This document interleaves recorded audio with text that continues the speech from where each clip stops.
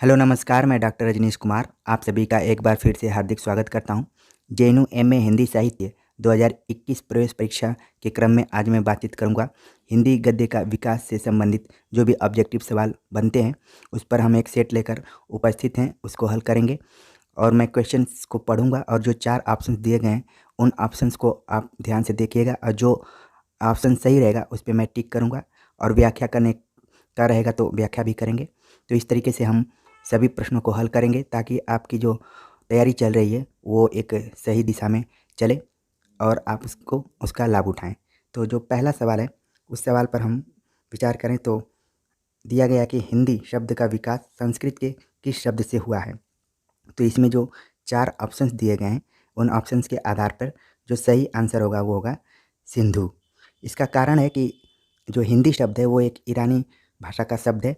ईरानियों के अनुसार जो सिंधु के पूर्व का क्षेत्र था उसे उन्होंने हिंदू, वहाँ की भाषा जो बोलने जाने वाली थी उसको हिंदी कहा था। इसका कारण इसीलिए है कि सिंधु शब्द संस्कृत का जो शब्द के लिए प्रयोग किया गया है वो हिंदी है। ठीक है, ईरानियों के कारण।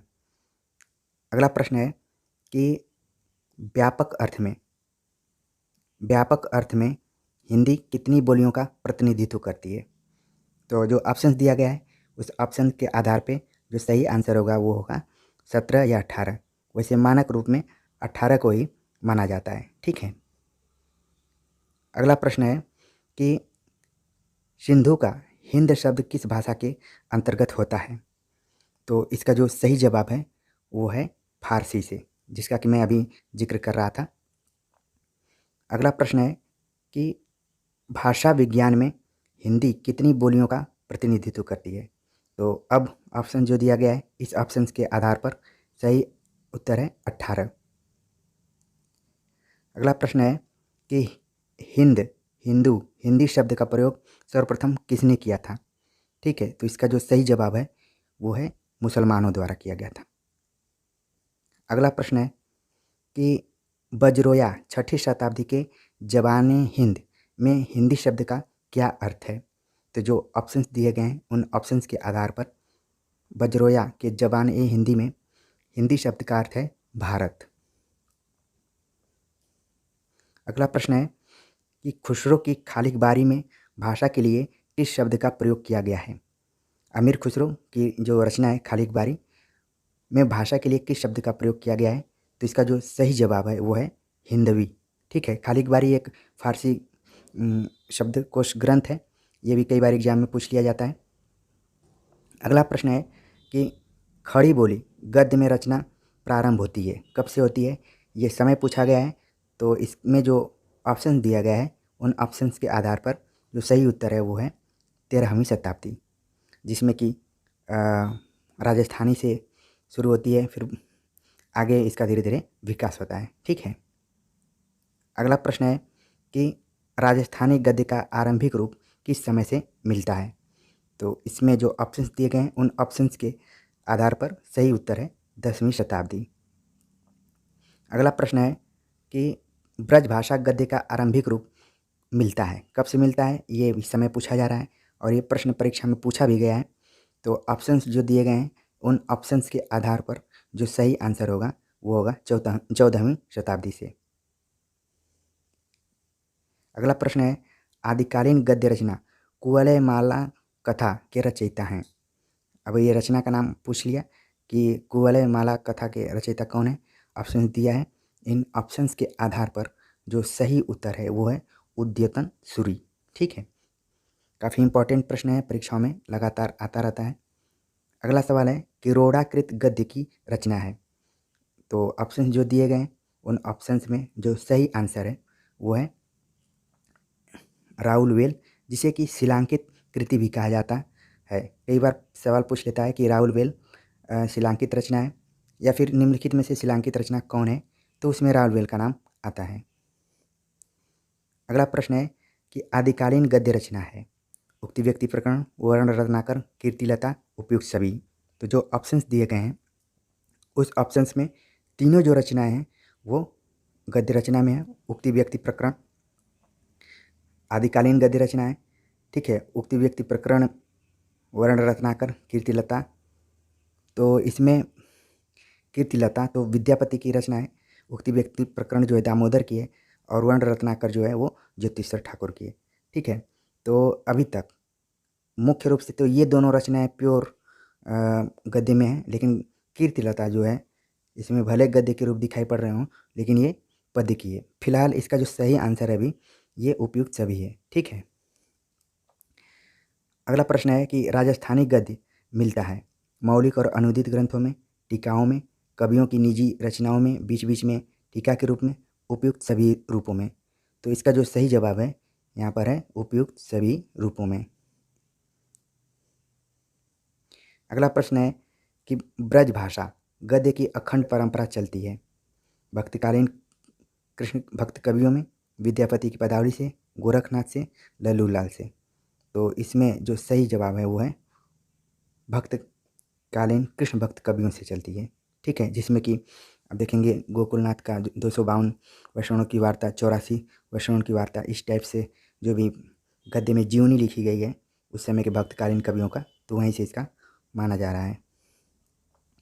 अगला जो प्रश्न है कि ब्रजभाषा गद्य की पुस्तक श्रृंगार रस मंडन के रचनाकार हैं। ठीक, तो इसमें श्रृंगार रस मंडन के रचनाकार का नाम पूछा हुआ है और विकल्प दिया गया है। तो जो सही जवाब है वो है विट्ठलनाथ। विट्ठलनाथ जो कि वल्लभाचार्य के पुत्र थे और अष्टछाप में इनका अहम रोल रहा है। उन्होंने इसकी स्थापना भी की थी और 4 शिष्य भी इनके हैं। ठीक है, अगला प्रश्न है कि लल्लू लाल की ब्रजभाषा गद्य की रचना कौन सी है। तो लल्लू लाल की ब्रजभाषा की गद्य रचना ऑप्शन जो चारों दिया है, इस ऑप्शंस के आधार पर जो सही जवाब है वो है हितोपदेश, जो कि राजनीति पर आधारित रचना है। ठीक है, अगला जो प्रश्न है कि दक्कनी हिंदी गद्य की प्राचीनतम पुस्तक मिराजुल आशिकीन के लेखक हैं। ऑप्शन दिया गया है, जो 4 ऑप्शन दिया गया है कि मिराजुल आशिकीन के लेखक कौन है। तो इसका जो सही उत्तर है वो है बंदा नेवाज गेसुदराज। अगला सवाल है कि मुल्ला वजही की गद्य कृति है। मुल्ला वजही की गद्य कृति कौन सी है, ऑप्शंस में दिया गया है। अब इन चारों ऑप्शंस में जो सही उत्तर है वो है सबरस। अगला प्रश्न है आचार्य शुक्ल ने खड़ी बोली गद्य की प्रथम रचना किसे माना है। ऑप्शन जो चारों दिए गए हैं छंद वर्णन की महिमा, चंद छंद वर्णन की महिमा, भाषा योग वासिष्ठ, प्रेम सागर, रानी केतकी की कहानी। तो जो सही जवाब है उन्होंने प्रवण कृति माना भाषा योग वासिष्ठ को, जो कि राम प्रसाद निरंजनी द्वारा लिखी गई रचना है। ठीक है, और जो ऑप्शंस में रचना है उनके इसके लेखक हैं गंग। किसी ने कमेंट किया कि पूरा बताया करिए, तो थोड़ा सा टाइम ज़्यादा जाता है, लेकिन फिर भी आप लोगों को धैर्य रख के अगर देखना है तो बताने में कोई दिक्कत नहीं है। राम प्रसाद निरंजनी, ठीक, लल्लू लाल और इंसाल्ला खां। ठीक है, अगला जो प्रश्न है कि मिश्र बंधुओं ने हिंदी का प्रथम गद्य लेखक माना है। अब यहाँ पर एक तरीके से हिंदी साहित्य इतिहास लेखन से संबंधित सवाल आ गया कि जो मिश्र बंधुओं ने हिंदी गद्य का प्रथम गद्य लेखक किसे माना है। तो ऑप्शन जो दिया गया है उसमें सही जवाब है गोरखनाथ को। अगला प्रश्न है कि गोविंद राजगुरु ने भाषा योग वासिष्ठ को किस लिपि में लिखा हुआ बताया है। तो इसका जो सही जवाब है वो है गुरुमुखी लिपि, जो कि पंजाबी भाषा की लिपि मानी जाती है। अगला सवाल है कि दौलत राम जैन द्वारा लिखी गद्य की पुस्तक कौन है। तो इसमें जो ऑप्शंस दिए गए हैं उन ऑप्शंस के आधार पर सही उत्तर है पद्म पुराण वचनिका।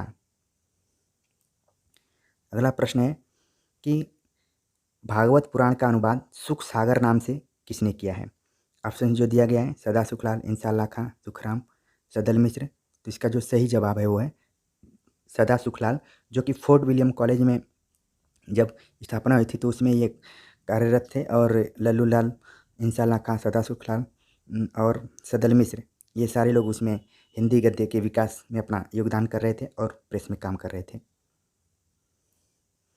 अगला प्रश्न है कि रानी केतकी की कहानी किस शैली में लिखी गई है। तो ऑप्शन जो दिए गए हैं उन ऑप्शंस के आधार पर जो सही जवाब है वो है हास्यात्मक शैली में। ठीक है, ये इंसाल्ला खां की रचना है रानी केतकी की कहानी। इसका जो दूसरा नाम है उदयभान चरित। अगला प्रश्न है कि एक दिन बैठे बैठे यह बात अपने ध्यान में चढ़ी कि कोई कहानी ऐसी कहिए जिसमें हिंदी की छूट और किसी बोली का पूट न मिले। यह पंक्ति किसकी है? काफ़ी इम्पोर्टेंट सवाल है, परीक्षाओं में हमेशा आता रहता है। तो जो ऑप्शंस दिए गए हैं कि किसकी पंक्ति है, ऑप्शंस के आधार पर है इंसा अल्लाह खां, जो कि रानी केतकी की कहानी से इस कोटेशन को लिया गया है। तो ये इम्पोर्टेंट करके इसको आप नोट कर लीजिए। अगला प्रश्न है कि रानी केतकी की कहानी की भाषा क्या है? इसकी भाषा जो है वो है खड़ी बोली में लिखी गई है, ठीक है, या फिर आम बोलचाल की जो भाषा थी उसमें। अगला प्रश्न है कि आलसियों का कोड़ा किसकी रचना है? आलसियों का कोड़ा किसकी रचना है? ये जो ऑप्शन दिए गए हैं, इन ऑप्शंस के आधार पर जो सही उत्तर होगा वो होगा सितारे हिंद, शिव प्रसाद सितारे हिंद, ठीक है। अगला प्रश्न है कि रानी केतकी कहानी के लेखक हैं, तो तुरंत आप बताइए, इंसा अल्लाह खां। अगला प्रश्न है कि सदल मिश्र की भाषा की विशेषता है। आप जब आचार्य रामचंद्र शुक्ल का हिंदी साहित्य का इतिहास पढ़ेंगे तो वो चारों लेखकों का जो गद्य लेखक थे, इंसा अल्लाह खां, लल्लू लाल, सदल मिश्र और सदा सुखलाल, इन लोगों का उन्होंने विशेषता बतलाई है कि किस में पूर्वीपन है, किस में ब्रजभाषापन है, किस में हिंदुस्तानीपन है, ठीक है, किस में पूर्वीपन है। तो सदल मिश्र जो कि आरा के रहने वाले थे, तो इनकी जो भाषा विशेषता थी कि इनमें पूर्वीपन था। किसी में उन्होंने कहा कि इनमें पंडिताऊपन भी है, ठीक है।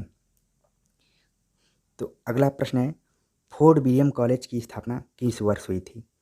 तो मैं लगातार जिक्र कर रहा था फोर्ट विलियम कॉलेज का, तो ऑप्शंस आ गया। ऑप्शंस के आधार पर इसका जो सही जवाब है वो है 1800 ईस्वी में। कहाँ पर हुआ था? कोलकाता में, ठीक है। अगला प्रश्न है कि फोर्ट विलियम कॉलेज में भाषा मुंशी कौन था? ये इम्पोर्टेंट सवाल है कि भाषा मुंशी कौन था फोर्ट विलियम कॉलेज में? तो इसका जो सही जवाब है वो है लल्लू लाल।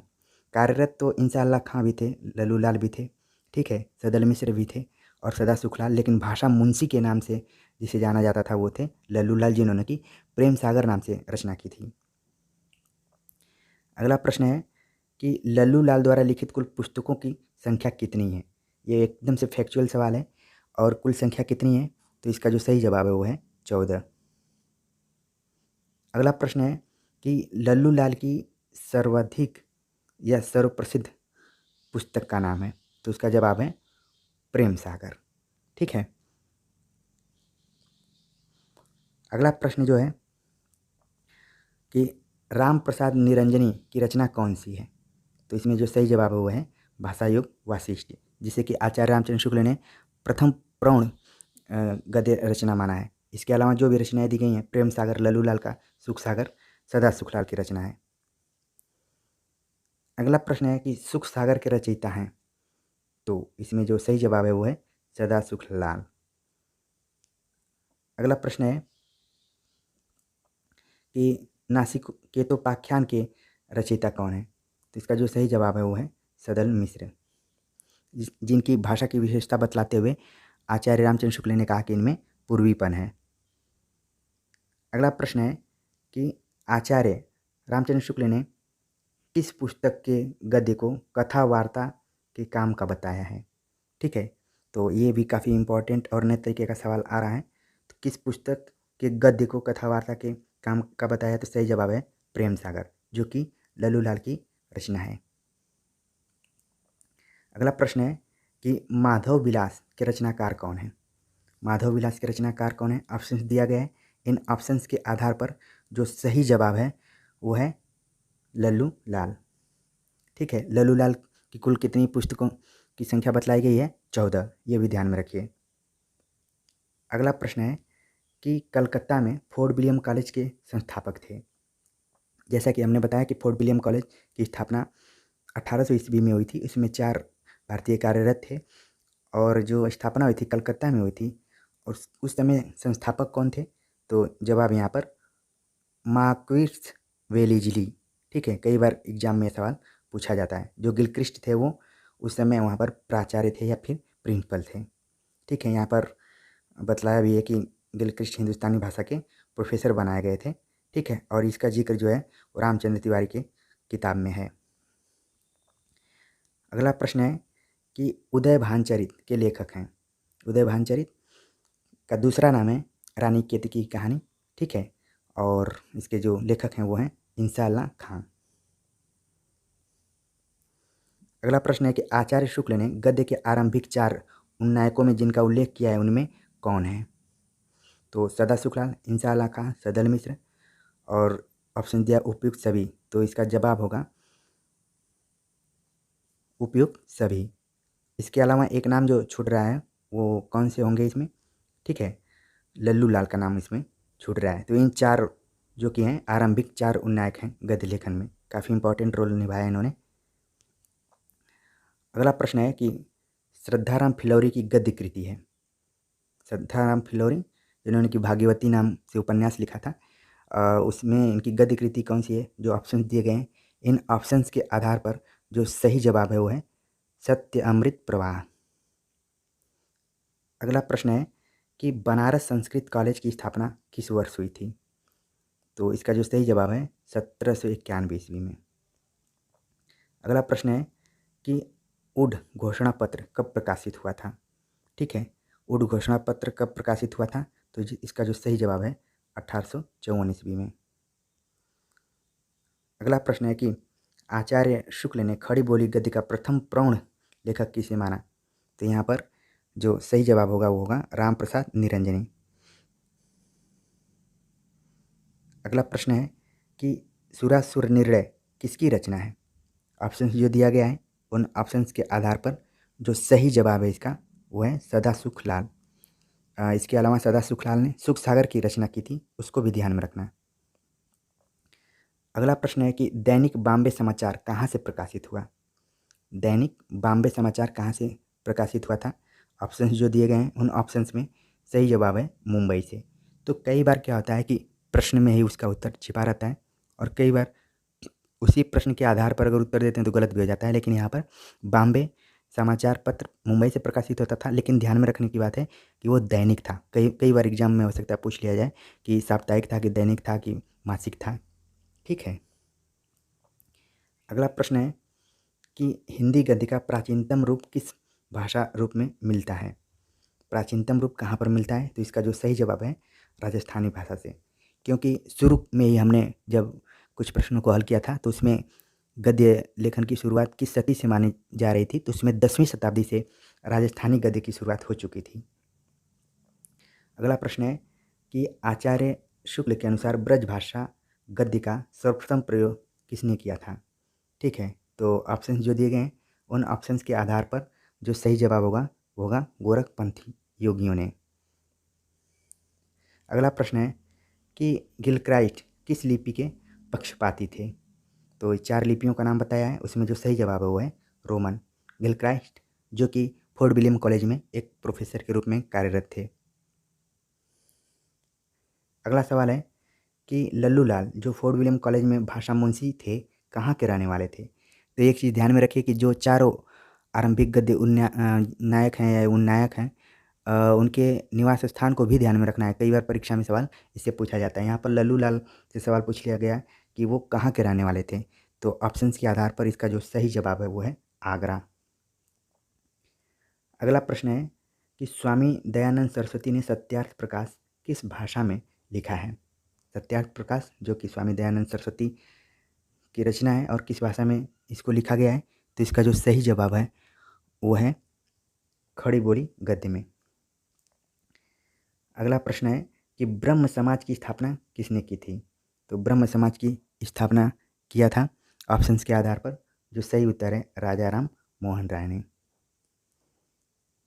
अगला प्रश्न है कि अवध अखबार के विरोध में हिंदी को एक भद्दी बोली किसने कहा था? ये काफ़ी इंपॉर्टेंट है और जेएनयू के प्रवेश परीक्षा के दृष्टिकोण से काफ़ी ध्यान देने वाला प्रश्न है कि अवध अखबार के विरोध में हिंदी को एक भद्दी बोली किसने कहा था? तो इसका जो सही जवाब है वो जवाब है गारसा दत्तासी।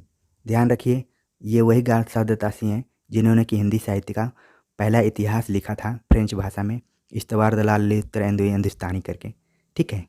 तो इन्होंने हिंदी को एक भद्दी बोली कहा था। अगला प्रश्न है कि हिंदी गद्य के विकास में सर्वाधिक योगदान किसका रहा है? तो ऑप्शंस के आधार पर जो सही जवाब है वो है आर्य भाषा। अगला प्रश्न है कि विश्व धर्म संसद में भाग लेने के लिए विवेकानंद शिकागो कब गए थे? तो विवेकानंद शिकागो कब गए थे, जिससे कि वो काफ़ी फेमस हो गए थे, और इसका जो सही जवाब है वो है 1893 ईस्वी में। अगला प्रश्न है कि इतिहास तिमिरनाशक किसकी रचना है? तो ऑप्शंस के आधार पर सही जवाब है शिव प्रसाद सितारे हिंद, ये उनकी उपाधि है, सितारे हिंद। अगला प्रश्न है कि अभिज्ञान शाकुंतल का विशुद्ध हिंदी खड़ी बोली गद्य में अनुवाद किसने किया था? ये प्रश्न एग्जाम में कई बार पूछा जाता है, कई बार तो सन भी पूछ दिया जाता है। 1862 या 63 के आसपास में इन्होंने इसका अनुवाद किया था खड़ी बोली में, और इसका जो सही जवाब है वो है राजा लक्ष्मण। ठीक है। अगला प्रश्न है कि राजा लक्ष्मण सिंह की गद्य शैली थी, कैसी गद्य शैली थी राजा लक्ष्मण सिंह की? तो ऑप्शंस के आधार पर जो सही जवाब है वो संस्कृतनिष्ठ है। याद रखिए, जब हिंदी उर्दू विवाद चल रहा था तो इसमें राजा शिव प्रसाद सितारे हिंद, राजा लक्ष्मण, भारतीय हिंदू इत्यादि शामिल थे कि हिंदी का स्वरूप कैसा रखा जाए। तो राजा शिव प्रसाद सितारे हिंद उसको आम बोलचाल की भाषा बनाना चाहते थे, यानी कि उर्दू की तरफ उनका झुकाव था, जबकि राजा लक्ष्मण जस्ट उल्टे थे उनके। उन्होंने कहा कि हिंदी उर्दू दोनों न्यारी न्यारी भाषाएं। कई बार परीक्षा में सवाल पूछा जाता है और वो संस्कृत के पक्षधर थे, तो इसीलिए इसका जवाब जो है वो संस्कृत निष्ठ है। अगला प्रश्न है कि हिंदी को संयुक्त प्रांत में कचहरियों की भाषा कब बनाया गया था? तो इसका जो सही जवाब है कि कचहरियों के भाषा के रूप में हिंदी को कब मान्यता मिली, इसके लिए मदन मोहन मालवीय का काफ़ी योगदान रहा। उन्होंने 60,000 से ऊपर हस्ताक्षर करवा कर लोगों को कचहरियों में हिंदी को संयुक्त प्रांत की भाषा के रूप में प्रतिष्ठित किया था, तो सन 1900 ईस्वी में। ठीक है। अगला प्रश्न है कि हिंदी नए चाल में ढली 1873 में किसका कथन है? सही जवाब है भारतेंदु हरिश्चंद्र। अगला प्रश्न है कि सितारे हिंद की भाषा पुस्तक राजभोज का सपना किसके निबंध का अनुवाद माना गया है? तो राजभोज का सपना जो कि सितारे हिंद यानी कि शिव प्रसाद सितारे हिंद की रचना मानी गई है, लेकिन वो भी एक अनुदित रचना है, तो किसका अनुवाद किया गया है? तो ऑप्शंस के हिसाब से सही जवाब है मिस CM टक्कर, इनकी किसी निबंध का अनुवाद कर दिया था। क्वेश्चन नंबर 65, पेनी रीडिंग क्लब की स्थापना किसने की थी? तो जो ऑप्शंस दिए गए हैं कि पेनी रीडिंग क्लब की स्थापना किसने की थी, जवाब है भारतेंदु ने। अगला प्रश्न है कि इस हिंदी के प्रचार प्रसार में ईसाइयों का योगदान किस रूप में है? तो जो ऑप्शन दिया गया है स्कूल स्थापना के रूप में, हिंदी पुस्तकों का लेखन, बाइबिल का हिंदी में अनुवाद कराकर प्रचारित करना, प्रेस की स्थापना करना। तो इसका जो सही जवाब है वो है कि इन्होंने बाइबिल का हिंदी में अनुवाद कराकर उसका प्रचार प्रसार किया और पैम्पलेट बनाकर फ्री में लोगों को दिया करते थे। इसी से हिंदी का प्रचार प्रसार भी हुआ और उनके धर्म का भी प्रचार प्रसार हुआ। अगला प्रश्न है कि राजा शिव प्रसाद किस भाषा के समर्थक थे? ठीक है, तो इसमें जो ऑप्शंस दिए गए हैं उन ऑप्शंस के आधार पर आम फैम की भाषा और नागरी लिपि के वो समर्थक थे। अगला प्रश्न है कि पंजाब में हिंदी का प्रचार प्रसार कौन कर रहा था? काफ़ी इंपॉर्टेंट सवाल है। हिंदी पट्टी से अलग दूर किस व्यक्ति ने हिंदी का प्रचार प्रसार किया? तो इसमें जो सही जवाब है वो है नवीन चंद्र राय। आप देखेंगे कि जब मैं पत्रकारिता से संबंधित एक वीडियो लेक्चर सीरीज बना रहा था तो उसमें नवीन चंद्र राय ने एक पत्रिका का संपादन किया था। मालूम हो तो इसे कमेंट कर आप बता भी सकते हैं। ठीक है। अगला प्रश्न है कि खड़ी बोली को अंग्रेज़ों द्वारा आविष्कृत किसने माना है? खड़ी बोली को अंग्रेज़ों द्वारा आविष्कृत किसने माना है? ऑप्शन जो दिए गए हैं उसमें जो सही जवाब है वो है ग्रियर्सन का। ये वही ग्रियर्सन है जिन्होंने सर्वप्रथम हिंदी साहित्य का इतिहास लिखते समय काल विभाजन किया था।